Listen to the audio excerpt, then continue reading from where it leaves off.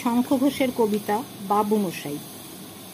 সে ছিল একদিন আমাদের যৌবনে কলকাতা, বেঁচে ছিলাম বলেই সবার কিনেছিলাম মাথা। আর তাছাড়া ভাই আমরা সবাই জেনেছিলাম হবে নতুন সমাজ চোখের সামনে বিপ্লবে বিপ্লবে যাবে খোলনলি চা পাল্টে বিচার করবে নিচু জনে।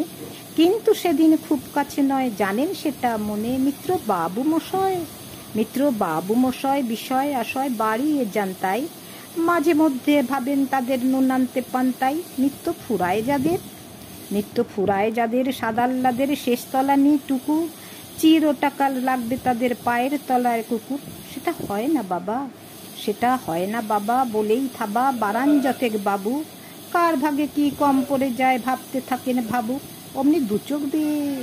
অমনি দুচোখ বেয়ে অলক পেয়ে ঝরে জলের ধারা।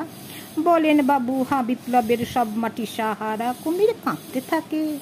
কুমির কাঁপতে থাকে আয় আমাকে নামা বলে।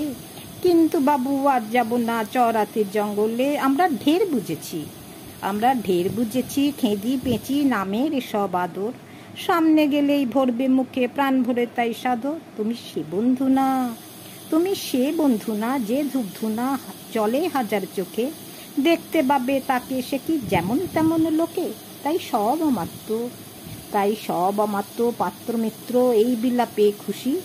সুরির খানাই কেবল সত্য আর তো সবই ঘুষি। ছিছি হায় বেচারা শুনুন যারা মস্ত পরিত্রাতা। এ কলকাতার মাঝেই আছে আর একটা কলকাতা। হেঁটে